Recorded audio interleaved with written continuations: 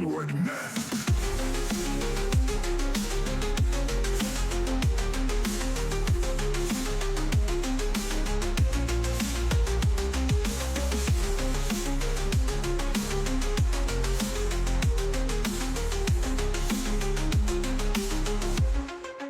Onward, man.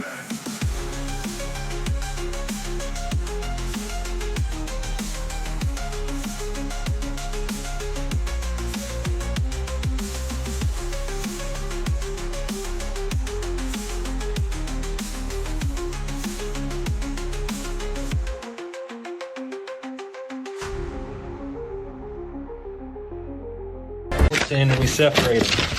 So if some of these votes happen to say, like this one, Donald J. Dumb Trump, that one just don't make it towards the mayor.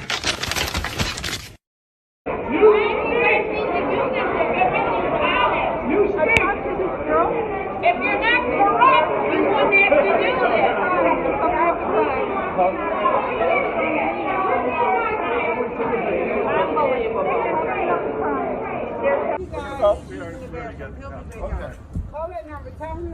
I have a citywide watcher certificate. It's not for this location. It's not for this. Is this the city of Philadelphia? This is the city of Philadelphia.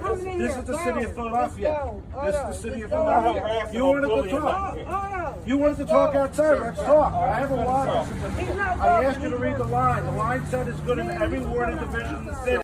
We're in a situation where we have put together, and you guys did it for our the President Obama's administration before this. We have put together, I think, the most extensive and inclusive voter fraud organization in the history of American politics. Mr. Curtis, would you please state your full name for the record? My name is Clinton Eugene Curtis. And where do you reside? Tallahassee, Florida. And what is your profession? I'm a computer programmer. Would you please speak into the microphone so the audience can hear your testimony? I'm a computer programmer. Mr. Curtis, are there programs that can be used to secretly fix elections? Yes. How do you know that to be the case? Because in October of 2000, I wrote a prototype for President Congressman Tom Feeney at the company I work for in Oviedo, Florida, that did just that. And when you say did just that, it would rig an election? It would flip the vote 51-49 to whoever you wanted it to go to and whichever race you wanted to win. And would that program that you designed be something that elections officials that might be on county boards of elections could detect? They'd never see it. Mr. Would you answer that question once again? They would never see it. So how would such a program, a secret program that fixes the election, how could it be detected? You would have to view it either in the source code, or you'd have to have a receipt and then count the hard paper against the actual vote total. Other than that, you won't see it. 2003, I found about 40,000 voting machine files. Among these files were the secret programs for the GEMS central tabulator, the central server, the master computer that controls what goes into every voting machine and what comes out of them. A couple years back, I shared these files with a Memphis programmer named Benny Smith. Take. My name is Benny Smith, and I'm born and raised in Memphis, Tennessee. I found something that it reeked when I first found it. But then the intrigue made me say, well, why is it there? Votes being counted as money. 16,034 votes and 0.31. Oh, wait a minute. You can divide up people. So the master computer can divide whole votes up into fractions, and we'll see what that can do to an election. Right now, the GEMS program is installed and counting votes in 25 states and 616 jurisdictions. But fractional counting began to migrate from the GEMS program into other vendors. Voting systems which count votes as fractions may count as many as 99% of all American votes in 2016. I need the presence of these to effectively manipulate this. You need to have it fractionalized. Yes. Now, does it need to show that? No, I just chose to show it. So the default setting, when you get the reports, it hides all the decimals. And now we don't see that 0.31 anymore. Oh, Oh, so if I'm looking at this, I have no idea that you just changed everything. And that's the purpose of showing side by side that I know that it's 16034.31, but on here it is rounded. Oh my, so you can go to any place. Any place. And it's going to know who's running and what the races are. Yes. If I jump out of here and go to Marin County. That's in California. California. Boxer. Yeah. There's Boxer. She is. She's running against a guy named Mickey. You're not reprogramming these counties. No. No. I'm You're complementing them. You're using what's already there. Yes. So this is basically one size fits all. You can be one person and you can be entering different places, different states, gain total control. Yes. We got to clean up this problem. It's not just a Memphis problem. It's not just a black problem. It is an American problem. On your feet.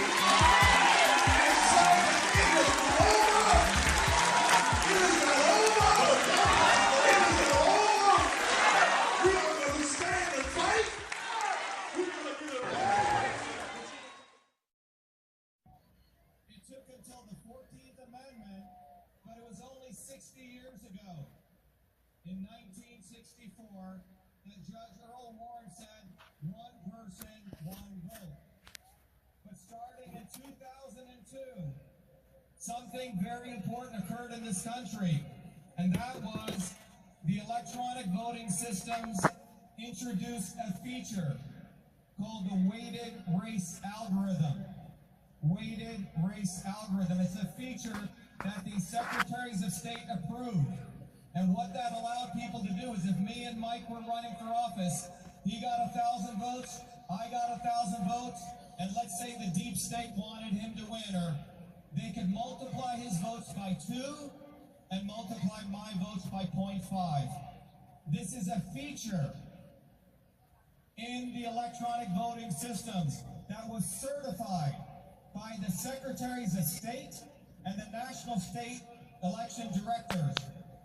This was done by the secretaries of state. In Massachusetts, what occurred to me when I ran for U.S. Senate on September 1, I won by a landslide.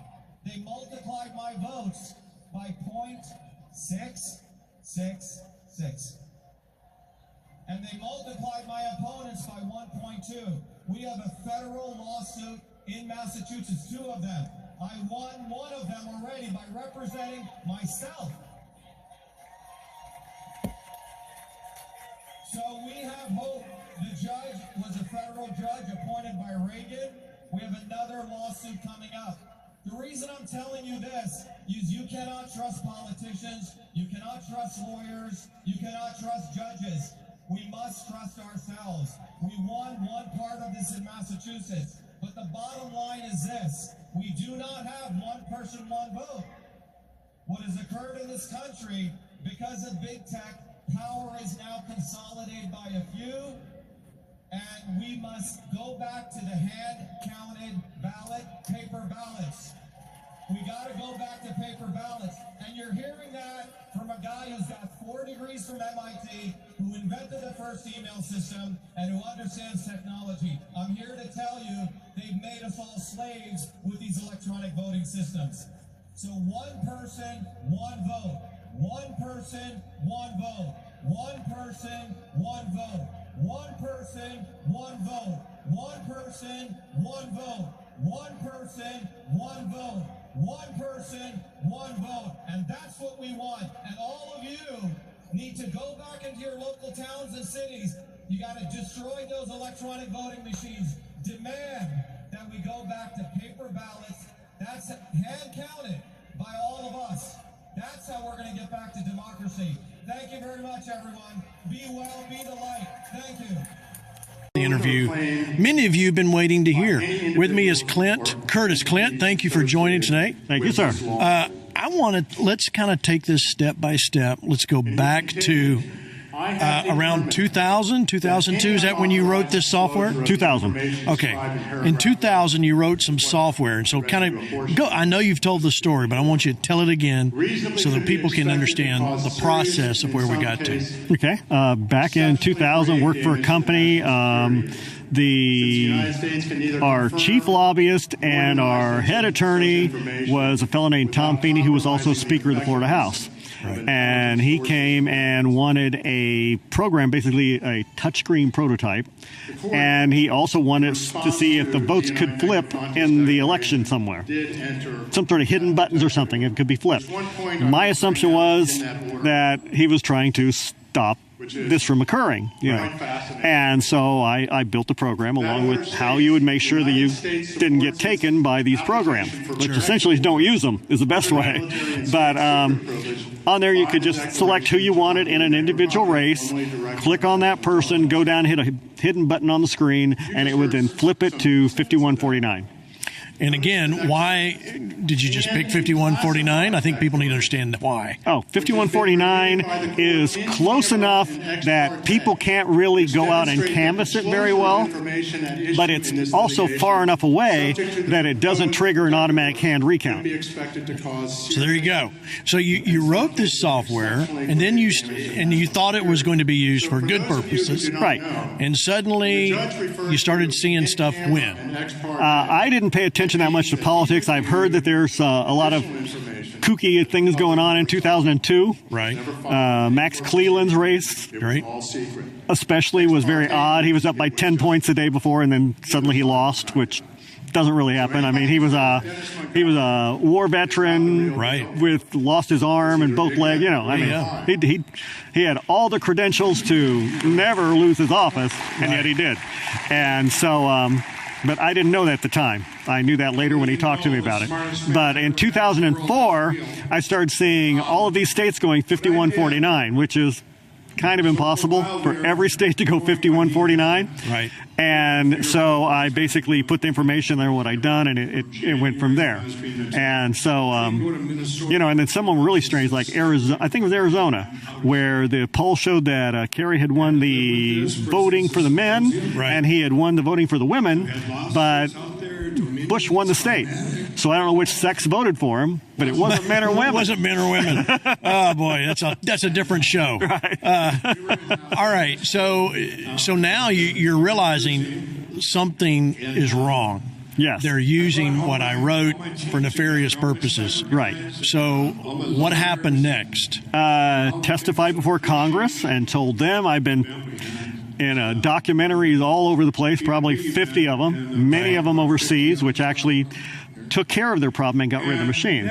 The only place I really failed was here, where we just dug in deeper and kept getting more and more machines. And while I could get the Democrats to actually see the problem and to complain about it, because they've been complaining for 20 years, right? The Republicans didn't. Yeah, because it was working for them. It's working for them, and it always works that way. If it isn't broke, don't fix it, right? Right. So until it starts jumping up, and I'm pretty sure along the way, a lot of Republicans got bit by it, right? But they didn't know. All right. They didn't pay attention. This last election, there were a lot of anomalies, and then it's like, something's wrong here. Right. But now they're in the same boat the Democrats were. There's no way to find out if it's right or not. No way. It's impossible. Too late. So let's go back, because you mentioned overseas elections. Tell us about that. There were some other elections and countries you were involved in helping. Italy came. They were having a problem with their machines, and they basically got rid of them. And I did a documentary for them. Did one for Germany. Did one for China. Did one for Bosnia. Spoke to the Netherlands in 2018 because they were having a lot of Russian activity where they were poking their systems. And that was a big threat, and it's kind of like ours. We had the Russia problem in the other one. But in my opinion, Russia won't be the only one. Yeah. Any country with any sort of a sophisticated cyber ability is going to try and influence election. Yeah. Okay, so I want you at home to really hear what Clint's saying. So you've got all these countries that are saying, hey, we've got a problem with our machines, or we're concerned about it. Right. Things are not working anymore. Things are not working correctly. You go over there and you basically... They came to me. They came to you. They came to me. You said, dump your machines. Dump your machine. You can't fix them. There's no way to secure them. It's impossible. No way to. So. No, it's real, and I'm arguing with. Okay, so there's no way to fix the machine, so they dump them. And what happened in their elections? They went back to normal. They went back to paper. Yes. And they had a fair election. And then a fair election. An election that actually tracked like normal. Because back before 2004, maybe 2002, I don't know, 2004, we were using exit polls. Right. In fact, we still use exit polls to judge if other countries have valid elections. Yes. Right. So if we're doing Yugoslavia or something, we will send exit polling, and if it doesn't match, their election isn't valid. In the U.S., after 2004, exit polls never worked anymore. Right. They were always off. Way off. Way off. Some monstrously off. Right. Bizarrely off. So, but instead of saying our elections aren't working, we say, well, we're just not going to show exit polls anymore. Yeah, exactly. Now, full disclosure, Clint is not a Republican. You're a Democrat. I'm a Democrat. Yeah, a Democrat, and you voted for Biden. Yes, I like Biden. Yeah, okay. I like Biden since 1988. And I think this is the beauty of this interview and what Clint's doing. This is what you've heard me say this before, how we've got to come together. Even though we have differences, we got to come together for the truth. And that's why you're here. So kind of give the people, this goes back a long ways. In fact, that video we played earlier showed you testifying in the YouTube video to Congress about all of this going on. Right. So how suddenly are you out talking about this again? Well, I really haven't shut up much. Every election cycle, someone wants some sort of interview, some sort of documentary, something. But it's always been the Democrats. Yeah. Because the Republicans hadn't been bitten properly. There it is. Yeah. Once you get bitten, you go, well, wait here. Right. Something's going on. So Mike Lindell, who... prior to actually speaking with him, I thought he was trying to overturn the Trump election. Instead, he was actually trying to make sure that the next election was going to be a valid election and get rid of these machines and make it so that everybody could verify what the vote was and if it was counted properly. So do you believe or do you think we've had fair elections since 2000? Probably not. As far as you know, were you the first one to write this code? Yes. Yeah. But mine was prototype, so I don't even know which machines it goes on, right? Right. I just hand it in, and then they take a prototype, and they go, okay, it works, here's some code, turn it into C++, throw it on your machine, you're good to go. Yeah, and this wasn't, as you showed us here just a few minutes ago, this wasn't a big complicated pages and pages of code. It's a nothing. It's a nothing code. Isn't that interesting? It's 24 lines, flips the election. So what you're saying is throw the machines in the ocean. Because there is nothing on there that can't be manipulated. Where do you think we should go from here? I know you said throw the machines in the ocean. Throw the machines in the ocean. Well, I will try and get the Democrats back on to get legislation to make it so you have hand-counted paper ballots that are read at the precinct level. Don't pack them up and take them somewhere because there's a place. There's a place to play there, And even if they don't play, no one's going to believe them. Right. So you said you've been saying this for a long time, forever. And so it's 2000 or whenever you wrote this. So in light of that, are you now with Mike Lindell? He's got a big megaphone, and of course now with Flashpoint, you're on, and he has Republicans. Yeah. The Republicans have been the blockers. The Democrats were always on board. Right. Are they still going to be on board? I don't know. I don't know, but I hope so. I count on them to do more than lip service. So if he can get the Republicans to come in too, and everybody demands a fair election, we'll have a fair election. 24 lines can flip an election. Leave it at that. And they said, look, we know Soros and the Chinese are involved. We want you to investigate it, and we want you to separately bring it out. And I said, well, if you know it, why do I have to find it? And they said, look. I said, oh, because it's classified, and I've got to find it myself. They said, we're not saying that. Well, I got a call 2 days ago from the security firm I hired that were former Army internal security researchers, so they're good researchers. And they ferreted it out and found that 75+% of a major Swiss UBS bank investment firm is owned by the Communist Party Central Committee and by one of their major provinces, and that they put all of this money, $400 million, into Dominion on October 7th. Now, they didn't even use the names. They used a bunch of cutout corporations and all of it, but this is confirmed. We've published this information. And listen, I'm not a guy that skydives. I'm not scared of skydiving. I've cliff jumped and stuff. I don't risk my life for a reason. But I just want you to know, this is risking my life right now. I mean, if you think Hillary was pissed at me before, they're not going to be happy now. So I just hope you realize what you're looking at. Here's the article. It's on Infowars.com. You notice there's nobody's name on this because people are so scared to even publish this. A firm that owns Dominican voting systems received $400 million from Swiss bank that's 75+% owned by the Chinese government. It's not just a connection. And here it all is for you, ladies and gentlemen. So Trump knows all this. The White House knows all this. And again, I'm going to leave it at that. I'm just giving you some of the background. They put me in touch with a top computer scientist and major people. And again, it was like, kind of like, you know, the guessing game here. They wouldn't tell me anything. They just said, look into China, look into Soros, look into foreign bank accounts. And holy hell, there it is. Took us almost 2.5 weeks to find it.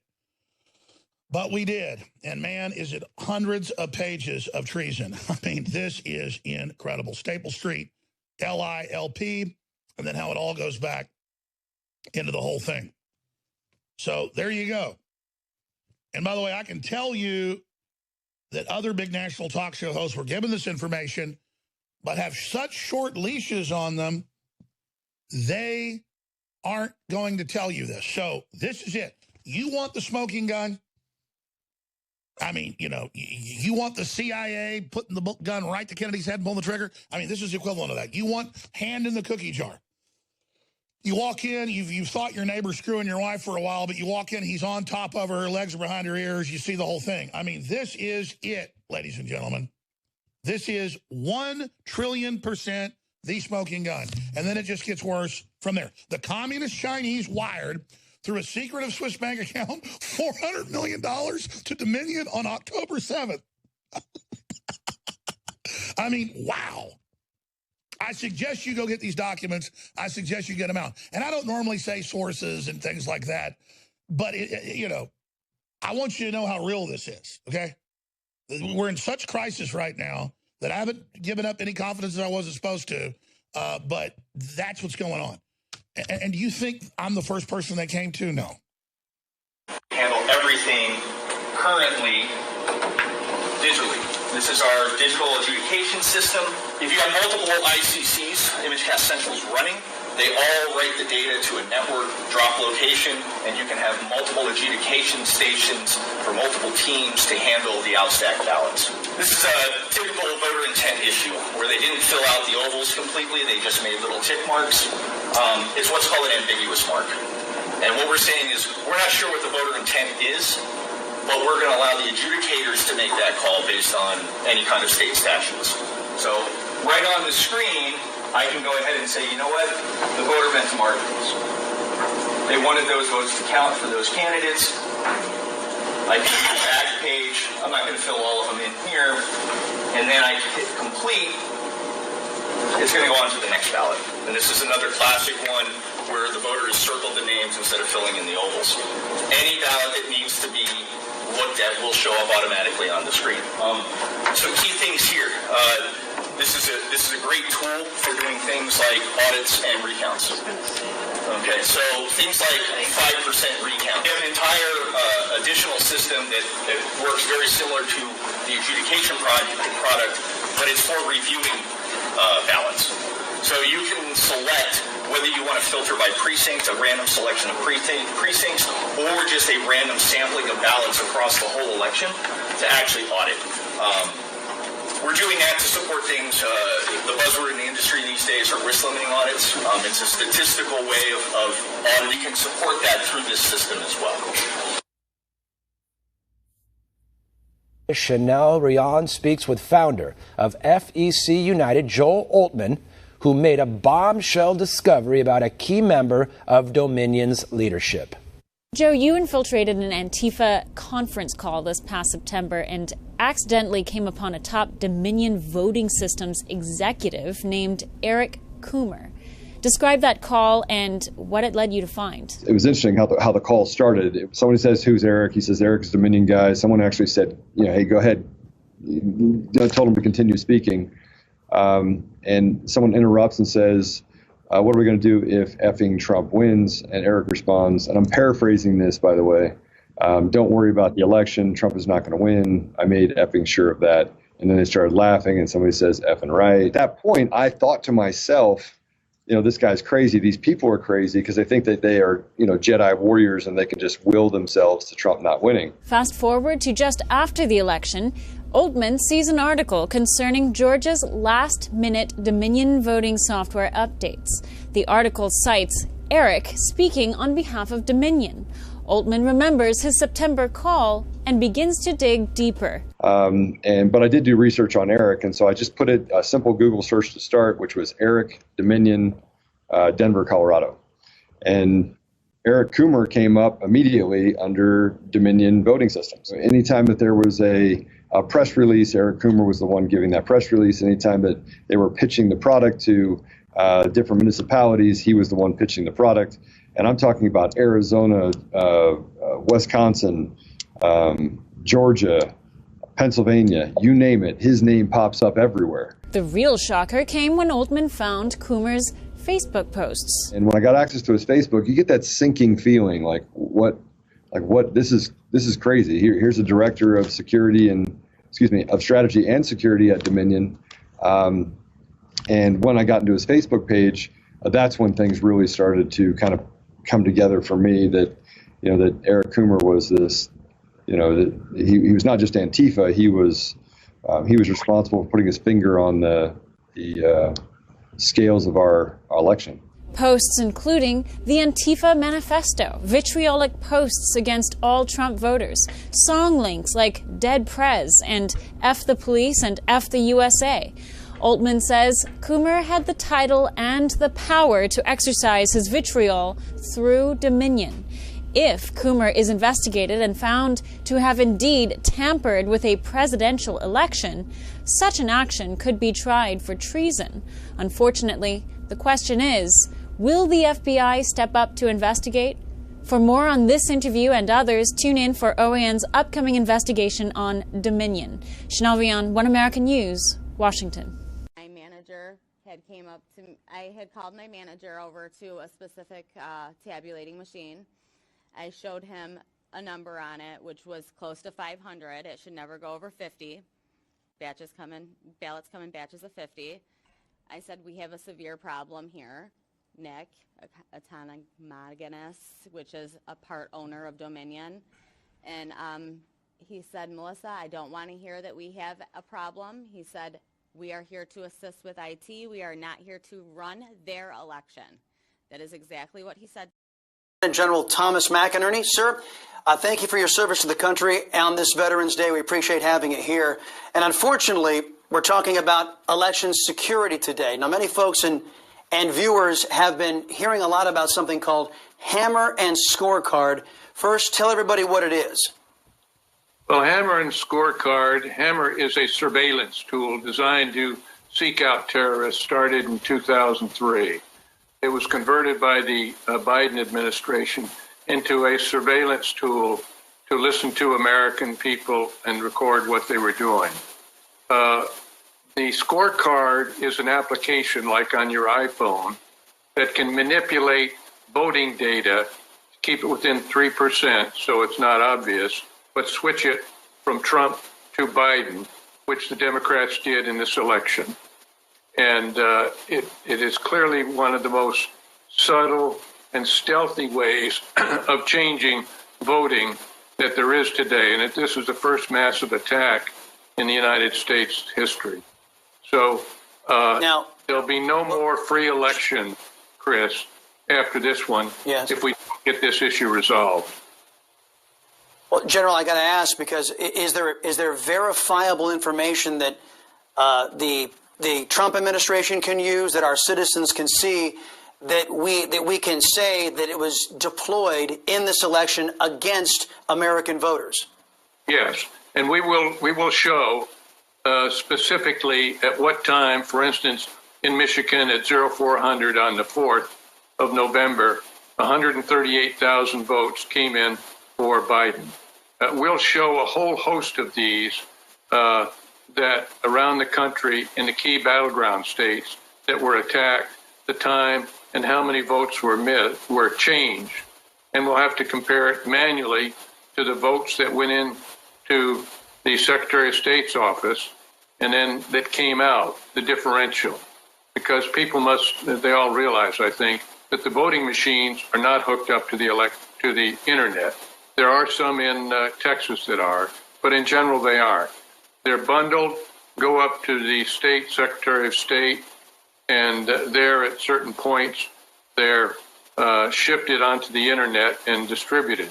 And that's where Hammer is put in, and they put the scorecard application on it and manufacture a different vote total, in this particular case, in favor of Biden. This has to be proved because it'll have to go to a court of law. In general, of course, this all begs the question now, if this is going to be demonstrated and shown, who has the sophistication and the technology advanced enough to pull something like this off? If this did happen, who did it to us? Well, I don't know who specifically did it to us, but the fact is, and I'm just starting to hear that the Russians and the Chinese were playing with us as well. And so I can't give you the names. I can tell you that Jim Clapper and John Brennan, the former DNI and former director of the CIA, were involved with the program. 2 weeks after President Obama came in, they shifted it over to a separate CIA facility and went and started listening to U.S. So the people I don't know exactly, but it benefited the Democratic Party. So obviously they were involved with it to shift the voting.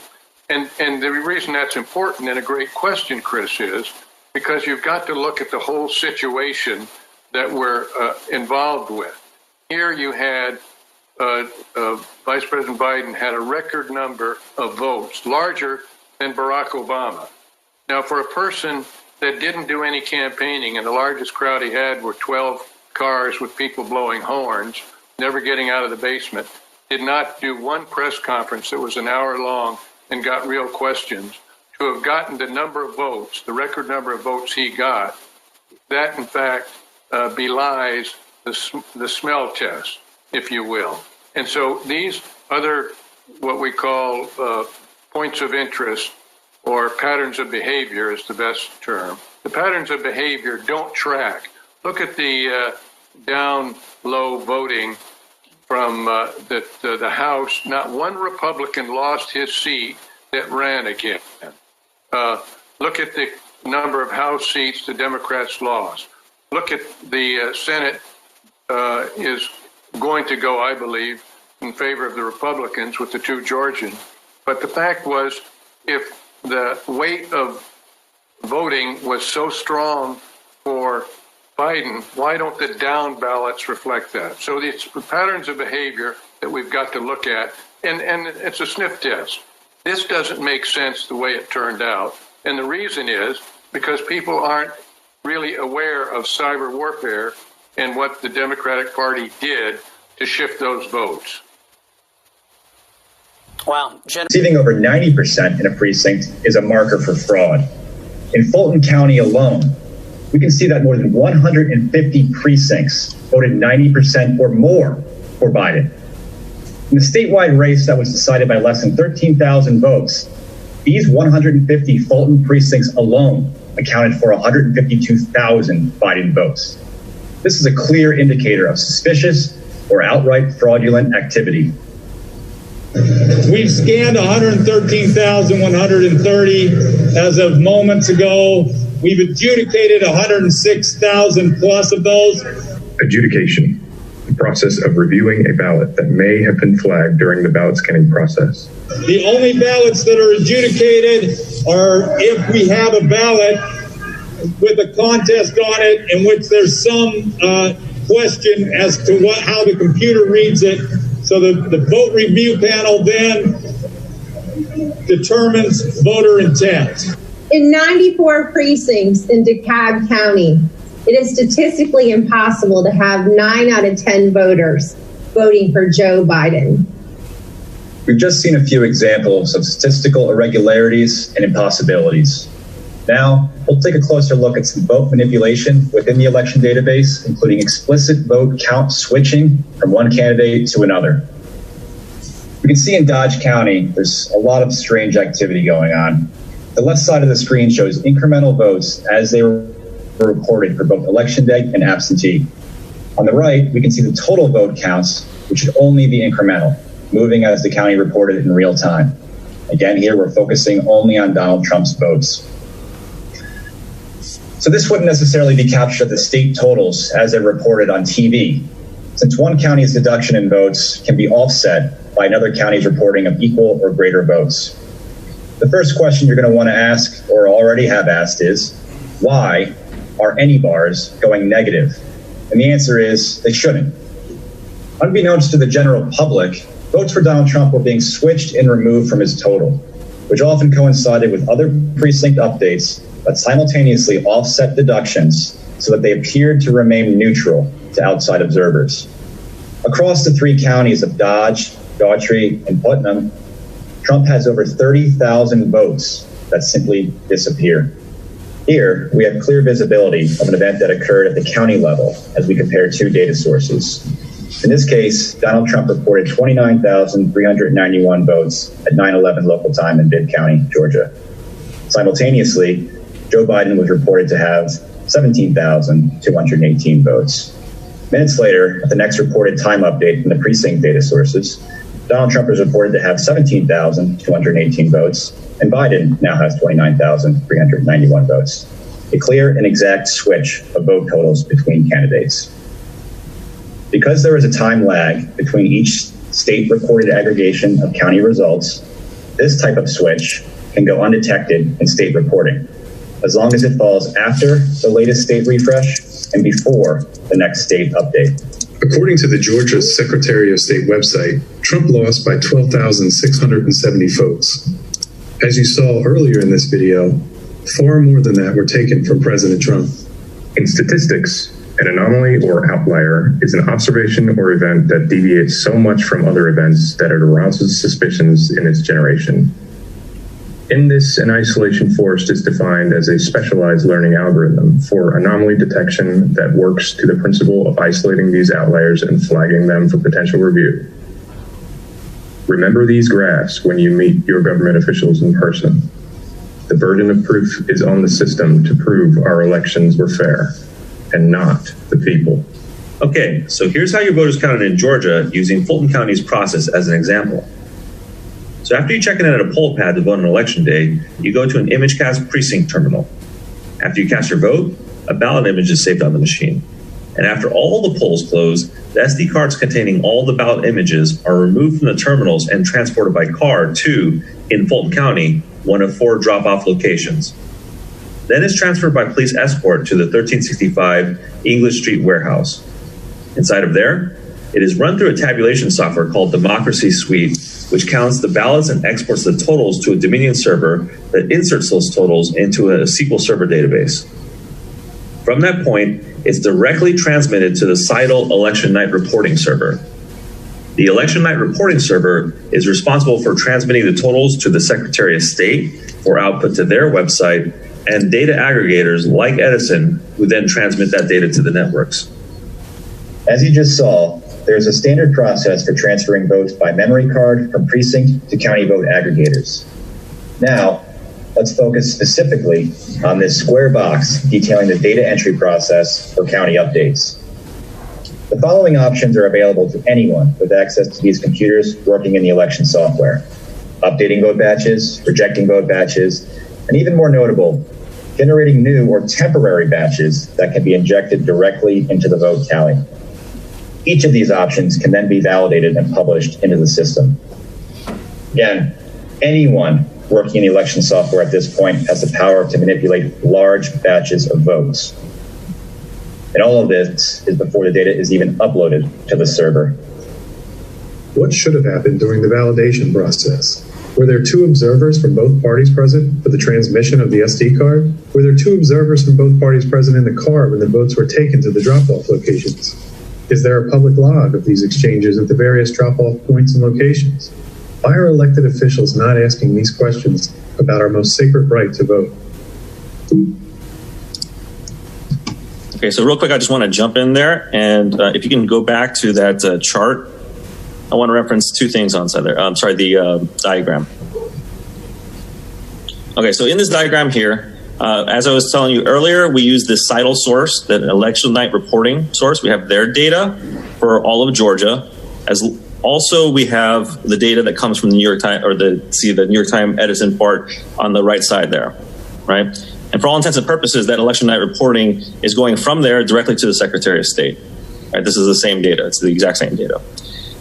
Now, the thing is that in every single aspect of this chart, from the poll pad, which doesn't really affect the thing, to the ballot marking device, more importantly, these actual ballot marking devices on the precincts, when they are tabulated at the end of the polling period, and the kind of these SD cards are removed, or sort of the compact flash drives are removed, they're transmitted by person to these drop-off points, tabulated, and so on and so forth. This whole process is a machine-to-machine-to-machine transfer for all intents and purposes, using humans as a medium, but at the same time, you're not having people enter, for instance, into a spreadsheet, these totals.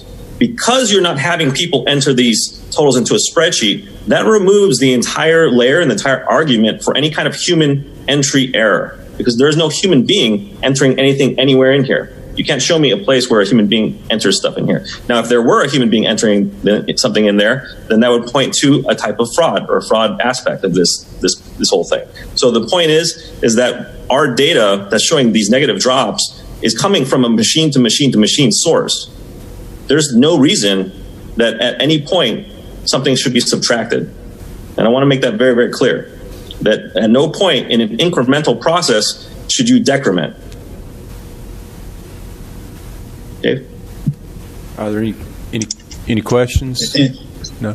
Sorry, to add to that too, I wanted to highlight just very quickly. I know we're short on time, but we mentioned the RTR software options in the video, and what's important here is that this is built into the software itself, so that when anyone logs into their Windows or Apple machines, you have a certain set of maybe you have parental controls on there for children, but in this particular case, there's no overarching controls, and this type of flexibility of options you see here on that 1 through 4 is available.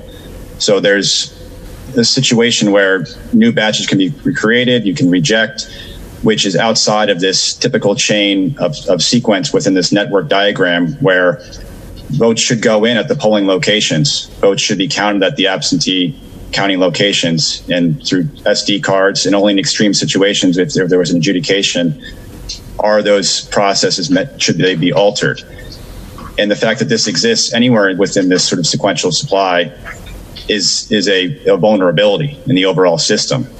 So this is here to identify that vulnerability exists, and also to reinforce the fact that what we had seen in our data analysis of votes going negative should be outside of that process, and also should not exist, because we are thinking about a machine talking to a machine talking to a machine. And a machine, unless it's explicitly programmed to decrement, should not decrement, especially in a voting situation. Similar as the way you deposit money into a bank account, you mentioned earlier, votes, no different. You only are adding here. And if there's a removal, there needs to be a very good explanation as to why. And that has not been provided, and simply nor is it consistent with how the data is structured and what we've seen in our analysis as to any part of the process that would be consistent with normal or routine legal voting. Are there any questions? Can I make one brief, Mr. Chairman, yes. one brief note? Yes. Just as a point of reference in layman's terms, please understand that the data that your Secretary of State's office is certifying with is the same data that shows these negative decrements, is the same data that they are receiving, is what the New York Times is reporting, is what the networks are reporting. So either the Secretary of State's office is recording and certifying results that have negative errors and fraudulent votes in them, or someone is giving them negative information. We're not here to point fingers. We're just here to tell you that the certification of votes and the votes that were submitted for the state of Georgia have negative swings in them and have decrements in them. And these are errors, and they are not representative for the state of Georgia and how the state of Georgia's voters voted. Wow. Nice. Mr. Chairman, may I also add something? Yes. So there was a point in that video where we showed, I think it was Richard Barron, who had said that 113,000 votes were cast, 105,000 were adjudicated, right? Right. Now, that's not physically possible, which we can prove mathematically, but at the same time, if you adjudicate 105,000 votes, you have to understand from a technological perspective, as we've delved into all the different aspects of how the vote moves along. When you adjudicate a ballot, that old reference, the image that you saw or anything like that, is completely destroyed. It's gone. You can no longer reference that thing. And when you go run a hand recount, like you did in Georgia, you're looking at the printouts of those ballot scans. So at no point did the original voter intent enter into that process once it's destroyed. And that's the one thing I don't really hear people talking about, which is very, very important, is that original ballot that you cast, especially from an absentee point, is destroyed and replaced with a new image with no metadata, no trail, and even from an audit perspective, it would fail because from an audit perspective, they're all using the same account to audit, so you don't know who made that change. You don't know how many times that change was made in the past. And if I had a group of two people, the Republican and Democrat, which used to be three people, but if I had a group of two people that was auditing something, and then they changed that changed the ballot image, and then the other people from the League of Women Voters then audited that exact same ballot, the only thing you would see from the end perspective, data-wise, is that final audit. You would not see any intermediate audit or any intermediate ballot image or the original ballot image. So keep that in mind when we're talking about adjudicated ballots. That should be a very severe thing to have to audit something. And when you're freely saying that there's 105,000 ballots that were audited, either you are saying that there's some kind of impossibility in the auditing process, or that you don't know what an audit means. And this person is in charge of the elections in Fulton County. So the whole book is completely off. Completely off. Off by 30,000? I'd say that poll book is off by over 100,000. That poll book, why don't you look at the registered voters on there? How many registered voters are on there?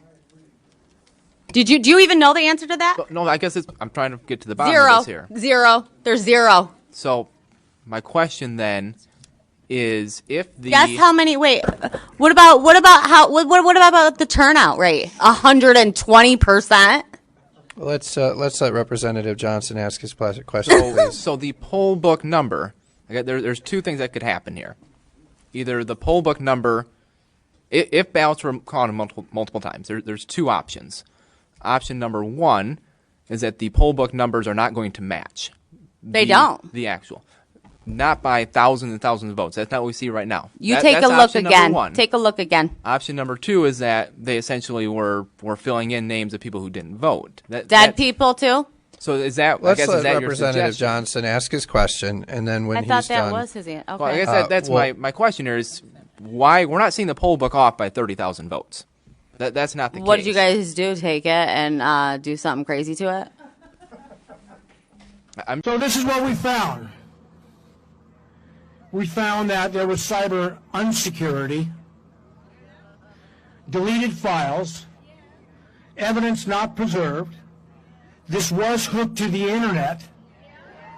And right off the bat, right off the top of my head, just quick cursory, violation of 52 U.S. Code 20701 and 18 U.S. Code 595, federal crimes. When you're deleting files, guess what? You just nullified an election. Pure and simple. The law says you nullified an election. Supervisor Chukri said that some of his colleagues were worried that if we dug deeper, that they didn't win their. Don't you find it amazing how the mainstream media went completely dead silent? There's submarines, they're running silent and running deep on this one. That means 2 Democrat supervisors, potential supervisors, got disenfranchised and lost their election. Was it stolen? This is the corruption that's going on right now. But let's getting back to the internet hookup. If we have internet hookup, which is obviously confirmed today, that means we possibly have foreign interference. We expect that from our adversaries because that's what our adversaries do. But if there's domestic interference, that cannot be looked the other way. Welcome to the Senate Oversight Committee. You have 3 minutes. Thank you, committee. I am so happy to be here. Let me put my hat back on because this is my prize right here. This is the winner who won the election before it was cheated. And as a sidebar for Senator Santana, welcome my sister from the D. If Black Lives Matter, why did you skip me? But let me tell you, it was voter fraud at its finest, pure and calculated fraud. And I wouldn't be surprised if people up here was involved.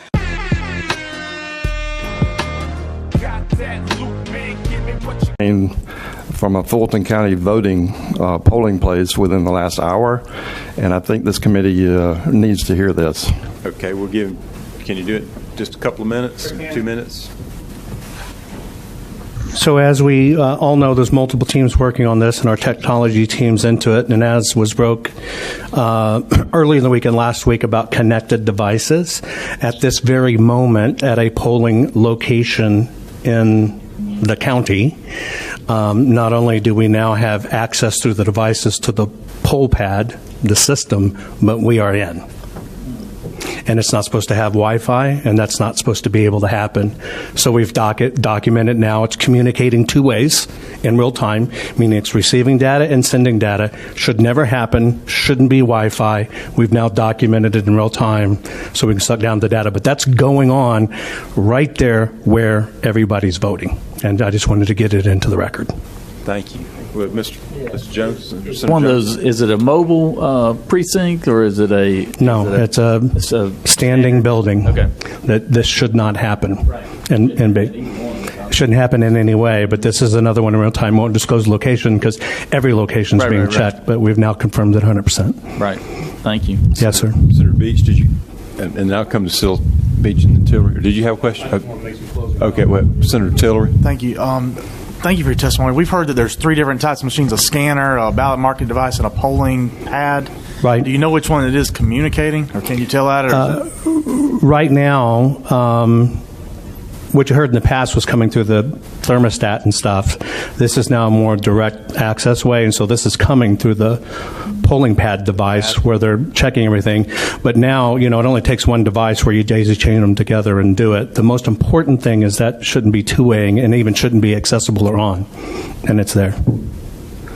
Were there any other questions?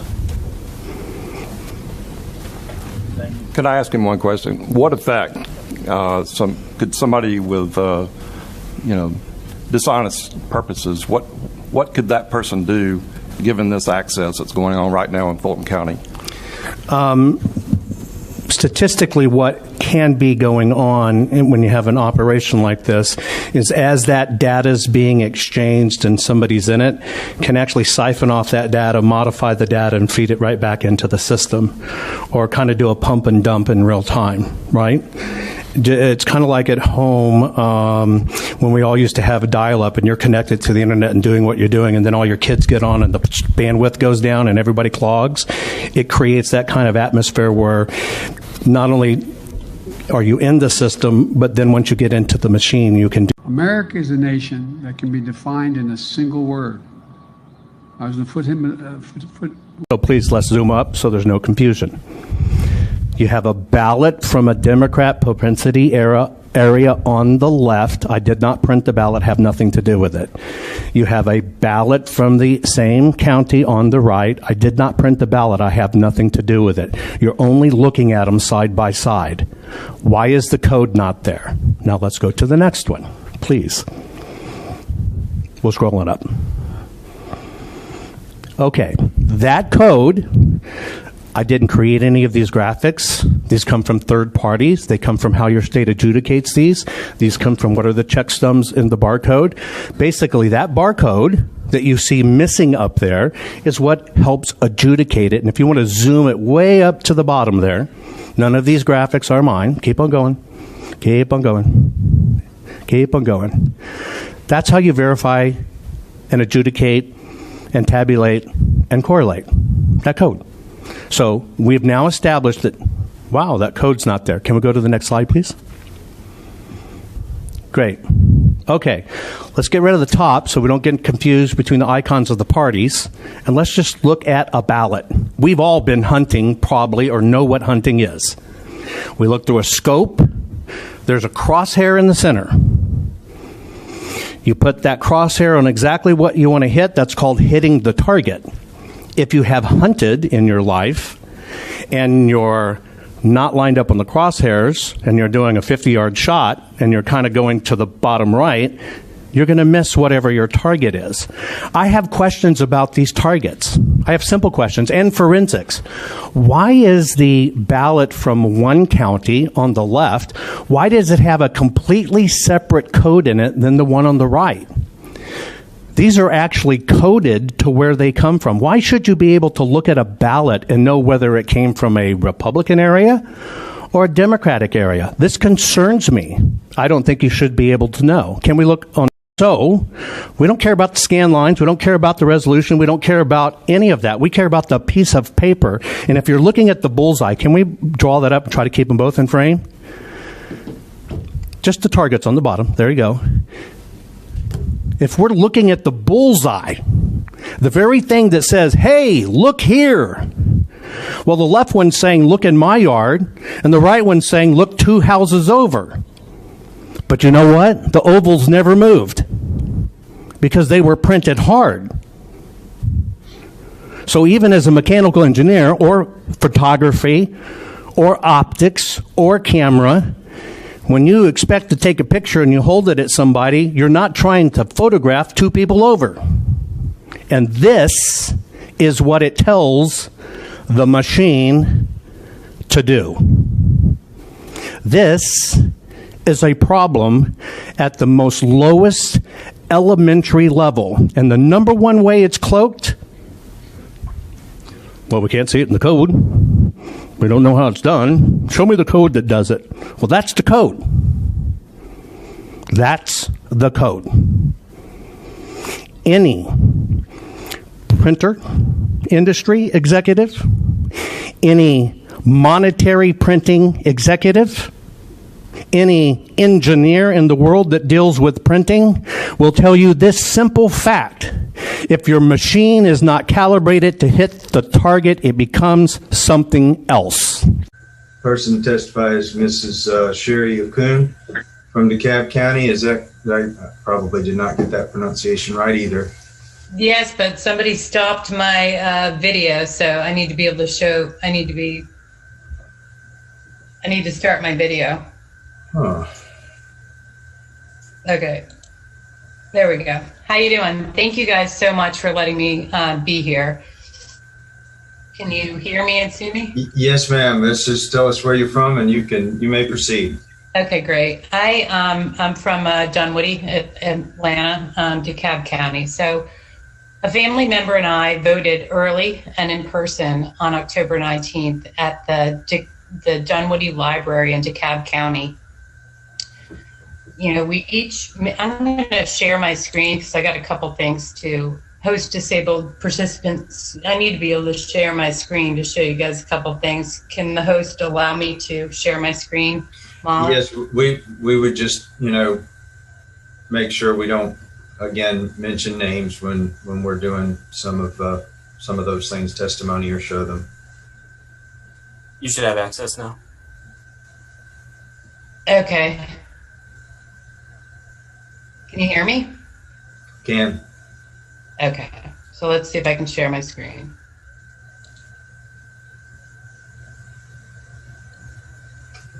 That's not what I wanted to show you. Okay, so when when we voted early, we voted on these touch screens, just like you're seeing here. The piece of paper came out, and right after that, a poll worker said to me, greeted us and looked at our ballots, and he said to me, "I'm sorry, I don't mean to be looking at who you voted for, even though it was showing right on the top of my screen. Right on the top of my piece of paper ballot, but I need to see the QR code on top of it to see which scanner to send you to." The same poll worker did this to everybody that was there. My family member and I were both sent to the same scanner. The other people in our fairly blue district before me and after me were directed to the other scanner after the poll worker looked at their ballots. We both voted for Trump. They probably didn't. I attended the Sidney Powell rally at Wills Park last week or whenever it was, and I got up and asked the audience, hundreds of people were there, if anyone else had had this experience, because one of the congressmen recently told me it was illegal for them to be looking at my ballot. And many people, I'd say 1 out of 20 raised their hand. Many people came up to me afterwards and said that it happened to them. A woman told me that she took her 85-year-old mother to her precinct, and it happened at her mother's precinct where they looked at the top of the paper to tell them which scanner to use. But it didn't happen at her own precinct because there was only one scanner. So after I spoke at that rally, several of my friends, some of which are from Dunwoody and voted at the same place that I did, the Dunwoody Library, texted and called me and said, yeah, that happened to me. It was very strange. So, it's illegal, and there must be good reason for this. I strongly encourage every one of you, and I hope I don't get cut off here because this is factual information.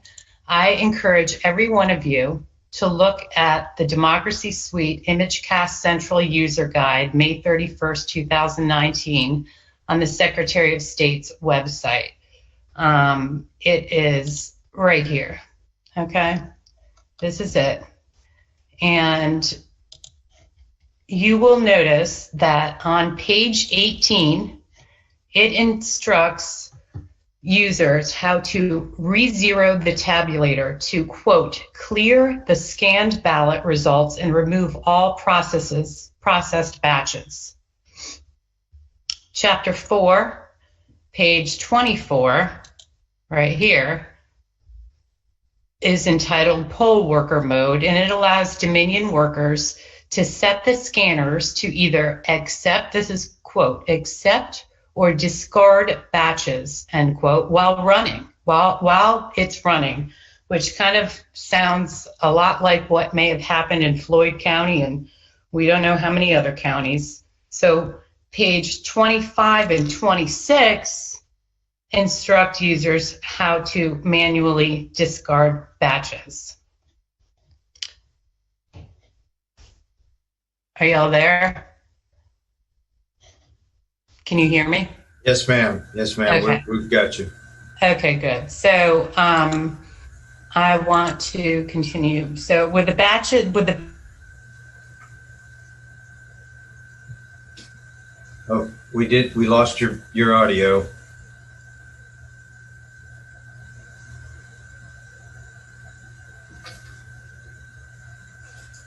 We lost your audio. fell to the bottom, were emptied without following procedure, chain of custody, and that the ballots, which are basically pieces of paper with our picks on them but no signature, were taken out. The ballots that were taken out were not labeled or locked, and some of them were stored in unmonitored warehouses in Fulton County haphazardly. And even that some of those bags of ballots were put in the back of a Dominion worker's car. So when in our history, I ask you guys, when in our history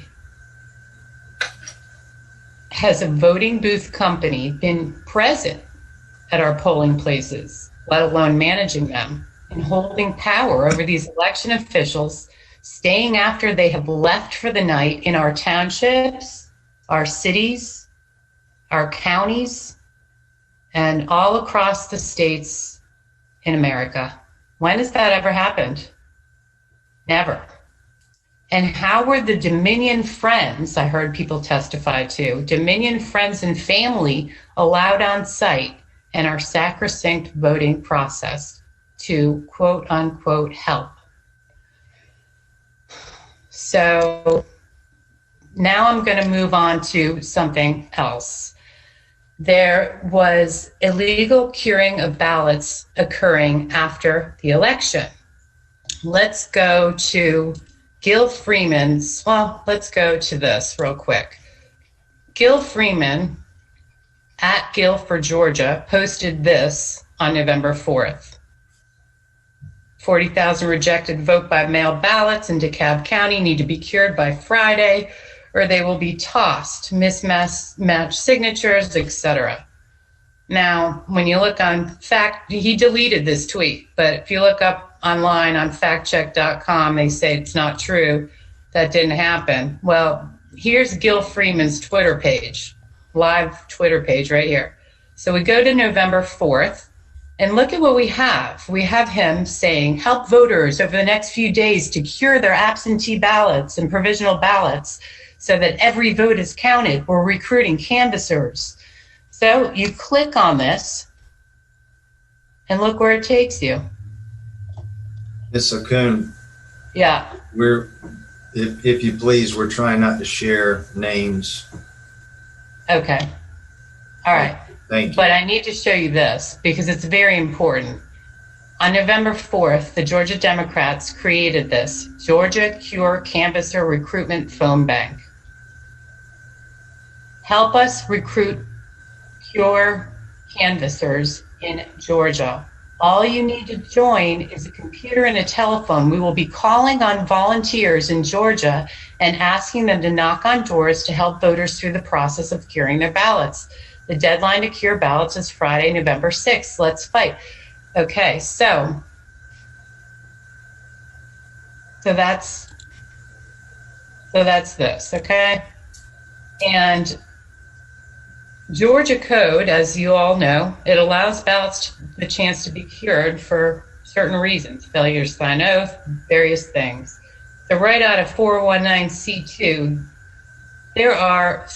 to facilitate cures, Georgia law allows a relevant election official to notify the voter in writing. This is a quote right from our laws. The Board of Registrars or absentee ballot clerk shall promptly notify the elector of such a rejection, a copy of which notification shall be retained in the files of the Board of Registrars or the absentee ballot clerk for at least 2 years. If they want to cure their ballots, they have to fill out an affidavit with a provisional ballot. So volunteer canvassers are not, and phone bank callers and door knockers set up by the Georgia Democrat Party after the election ended on November 3rd to canvass Georgia. That's illegal. Who gave the Democrats the names, addresses, and phone numbers of the Georgia absentee voters that had not returned ballots? That had not filled out their ballots correctly. I'm wondering if it's the same people that gave those names to the ACLU. On November 6th, Hillary Clinton. Ms. Okun, I don't mean to interrupt you. We've got a minute or two.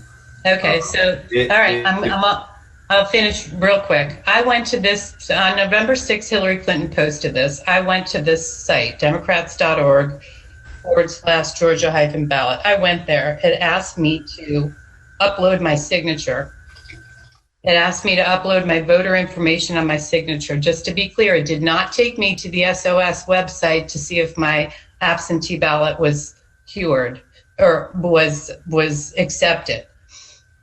It asked, so they were literally, the Democrats were literally November 4th, 6th, 5th, procuring people.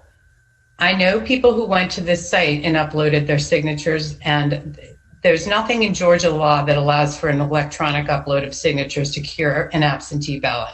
It's affidavit only. And the next thing I'm going to show you and tell you is that the day after the election, a family member called me, texted me, and let me know that they checked my absentee ballot status and it showed unavailable. That family members also showed unavailable on the SOS system. We checked several other Republican voters that we know, and every one of them showed absentee ballot status is not available. Then we checked several Democrats that we know, and every single one of them showed accepted. My question is, why? And at Wills Park, many people also told me that they had the same issue. They're Republicans and they voted, and it showed the day after the election that their absentee ballot status was unavailable. So that's a little scary. The last thing I'm going to tell you is that most, if not all years that I voted prior to 2016, I voted Democrat. My initial registration would have been Democrat.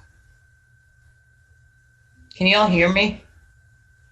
Yes, ma'am. We're kind of at 13 minutes. Okay, so the family member that lives in my house is a registered Republican. I received calls and texts nonstop prior to the election from Democrats and quote unquote nonpartisan groups using Stacey Abrams' name in the headline urging me to vote. They knew my name and my voter information. My family member, the Republican, received no calls or texts from the Democrat Party or the purported nonpartisan groups. And this is the kicker. I, as the registered Democrat, received at least 8 absentee ballot applications to my house, to me only. They were perforated with 2 ballot applications on every single one of them. And my family member, the Republican, received, and that was all from the Secretary of State's office. My family member, the Republican, received nothing, 0, nothing from the SOS. And that's it. That's my testimony. I'm sorry but you guys, I mean, the Georgia Democrat Party created a canvassing group to knock on doors after the election to cure ballots, to make phone calls, and that is illegal. Mr. Kuhn, I appreciate your time. I will say this and kind of reiterate it that I regret that we don't have, we only have so many slots and so much time. Yeah. I just want to make sure you guys realize, because there's no law and order. There's none. Right. So I'm going to. County's statement on ballots went out on national TV. We had 113,130 votes at the time, and we had to adjudicate 106,000 of them. You know what that's really saying? Your machine didn't work. When the national average for the last elections, 2016, was what? 1.2%. That's an audited number. 1.2% of the total had to be adjudicated. And then you look at 2018, nationally, 2.7%. But yet your own election officials said we had to do this 93.6% of the time. Let me decode that for you. Mr. Mechanical Engineer, your machine doesn't work. Mr. Printer, your ballot's screwed up. Because you took something that should have been transparent and easy and readable, and you put an opinion smack dab in the middle of it. How is that acceptable? That's like depositing $100 and your bank says, well, we only see it as $2.33. That's our opinion of it. Would you accept that? Because that's the net effect of this. No, it is unacceptable. And by the way, where everybody talks about batch scanning, which you have on video, people standing there feeding the ballots, doing the 3-card Monty, run them again. 1-card Monty, run them again. Let me tell you how that works, right? You don't go to the bank and deposit $1,000 and say, hand it back. Let me run the same $1,000 through, and now you got a $2,000 net deposit. And you don't say, hand that $1,000 back, let me run it again, and now I got a $3,000 net deposit. We also don't take our $600 stimulus check and feed it to a Dominion machine because we get $187,000 back. Unacceptable. Now, you might be able to accept these, and everybody might try to talk quietly about it and duck their heads in the sand. This is not even a beating of a drum. This is a burning of a city. This is a broadcasting to every person who voted in Georgia. Your vote doesn't matter because we're going to decide what you really meant. At a town hall, I think it was in July, that do you have any pee-pee? Postal Service containers. But what we were trying to do when we determined that there were ballots being pulled out from underneath this table is, what was the chain of custody? Where did they come from? Who put them there? When did they put them there? We only reviewed this at about 1 a.m. last night for a couple of hours, so we're going to need about 14 hours to watch it carefully because we fast-forwarded through it several times and could not find that particular frame, but here's what we can tell you for sure. At about 8 o'clock in the morning, and we're going to roll this back and show it to you. There you go. So now they're going to start pulling these ballots out from under this table. This table, the black one, was placed there by the lady with the blonde braids at about 8:22 a.m. in the morning. So she put that table there. So the same person who's staying behind now, the same person who cleared the place out under the pretense that we're going to stop counting, is the person who put the table there at 8:22 in the morning. Yeah, I saw 4 suitcases come out from underneath the table.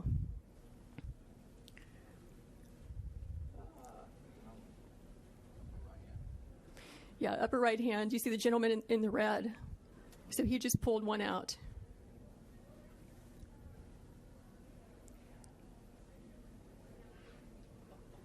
So what are these ballots doing there, separate from all the other ballots? And why are they only counting them whenever the place is cleared out with no witnesses? Okay, so 8:21. You'll notice the table's not there at all. Here it comes. There's the table going in that we're talking about where the ballots were obscured. That lady who's moving it is the lady with the blonde braids. She's dressed differently in the morning, so it took us a while to figure out that's the same person that you see at night with the blue apron on who's yelling for everyone to leave and who stays behind to help tabulate ballots after they've all left. So I can see that she's the one who chose to place that table there, close to the scanners. And so the video is still under review. We need to spend hours reviewing carefully how those ballots got there. But we can tell you that it appears to be an aberration from how the other ballots were handled in that room throughout that day. We heard from the Secretary of State's office earlier, just a couple hours ago, that they've investigated this repeatedly, that they had a monitor on site the entire time. And frankly, this has been debunked for weeks by our Secretary of State's office. I doubt he's seen the video. Then I think the courts will probably be able to handle this once you present your evidence to them. As I'm aware, there have been about 40 lawsuits dismissed already.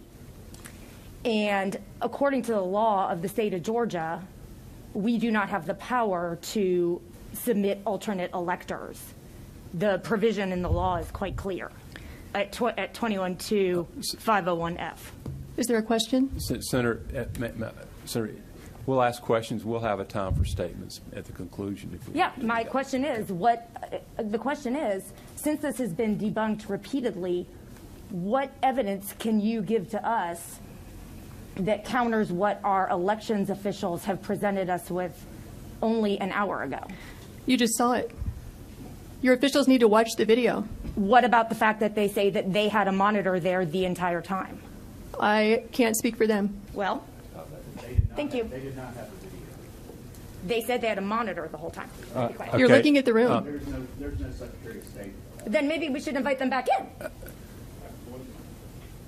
All right. Well, we may need to do. My question is simply, and if this was addressed earlier, forgive me, but who's in charge of the cameras? Who were they placed there under the Secretary of State's office or by Fulton County? And who's in charge of monitoring them? And who's in charge of securing whatever footage is there and the data? They're operated by the State Farm Arena. The State Farm Arena. So these were not placed there for the purposes of that facility being used to count ballots? That's correct. This is just regular old security cameras They that just use happen to be these there. for, if you're in the arena and you have a slip and fall or there's a fight or something happens in the arena, these videos are, as I understand, are subpoenaed all the time. Okay. Thank you. Yes. Senator Beach, just let me get your microphone on. Yes. Is it on? Yes. Hello? Yes. Maybe a question for Senator Parent. I heard you say several times this has been debunked, but I also just heard that this video just appeared last night. So how could it have been debunked? Well, my response, not being an expert, is that these very allegations came up right away after the election, almost a month ago, and have been repeatedly discussed by the Secretary of State's office, including everything that we're seeing here. But is this And not there have been explanations for all of it. Is this not the first time this video has been shown? I believe that this is the first time this video has been Yes, seen. it is. And the news media hasn't seen this video or have not? They have put it not. out? They have not. Because I've been in contact with counsel for the State Farm Arena, and will be today. Okay.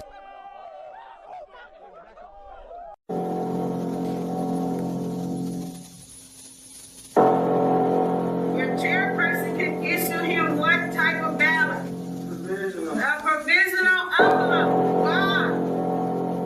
Where's it going? Not in the tabulator. It's going in an envelope, right? We have how many days? 6. So what is the Department of Elections going to do with it? Destroy it.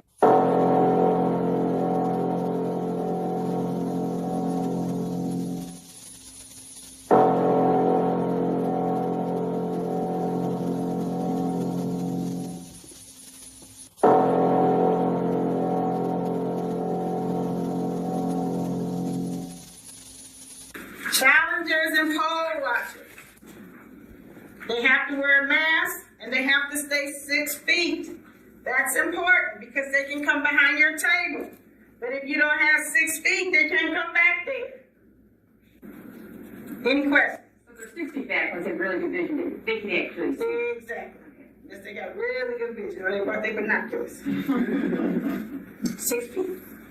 That's the rule, right? And you are entitled to your 6 feet. Is that common? I mean, can we expect that? Yep, there's a coming. They're coming. I don't know if they're coming to every precinct, but they're coming to many of them in the city. Yes, we have already gotten word. The state has already said they're coming. And the basic thing they're going to challenge is what? Absentee ballot. That is correct. Yes. What if they're like challenging and they start yelling and kind of making a scene? 911. They got standards. They got conduct standards. Okay. They make a scene, give them a bite of it. Go to police.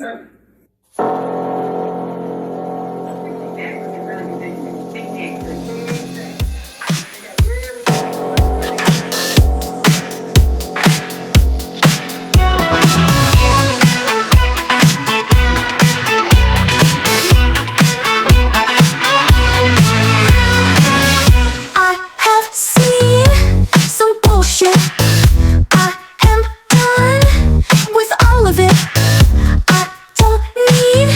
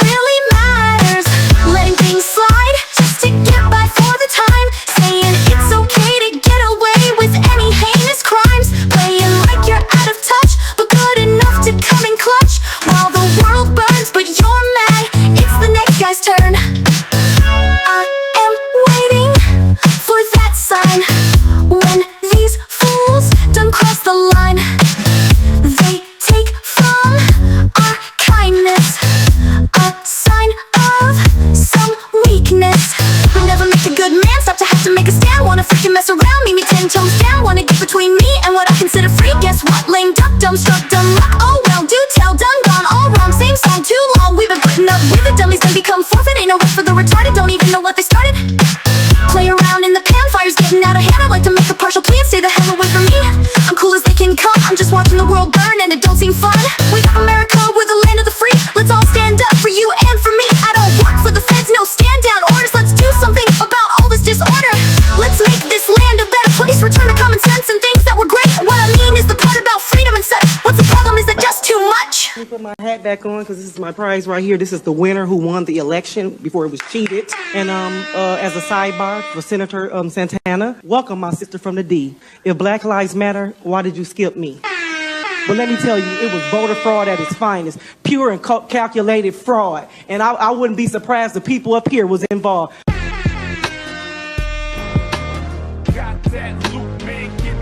Poll book is completely off.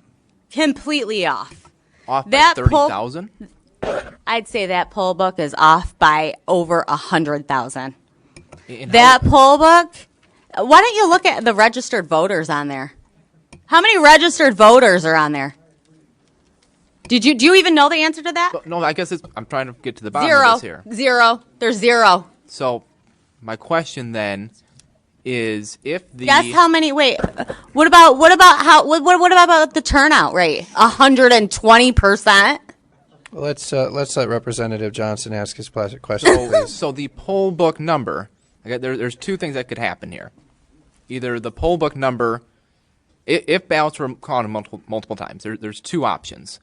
Option number one is that the poll book numbers are not going to match. They don't. The actual. Not by thousands and thousands of votes. That's not what we see right now. Take a look again. Take a look again. Option number two is that they essentially were filling in names of people who didn't vote. Dead people too? So is that? Let's I guess, let is that Representative your suggestion? Johnson ask his question, and then when I he's thought that done, was his answer. Okay. Well, I guess that's my question here is why we're not seeing the poll book off by 30,000 votes. That's not the case. What did you guys do? Take it and do something crazy to it? Everybody looking for these, little bits of evidence of whether this election was stolen or not. It's complete misdirection. You don't need evidence if bullies chase down the witnesses. You're not letting me in? What? No. Let me say that again. Bullies chased out witnesses in the key cities.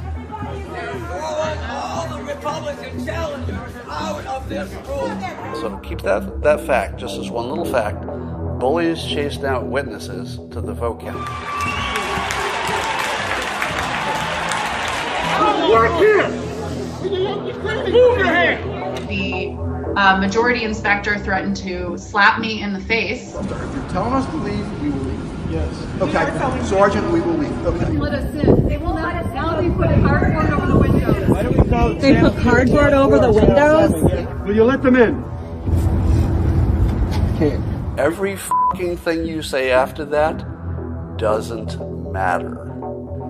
All that matters is it was non-transparent by force. And if you allow yourself to imagine the other stuff matters, you are a victim of misinformation and misdirection.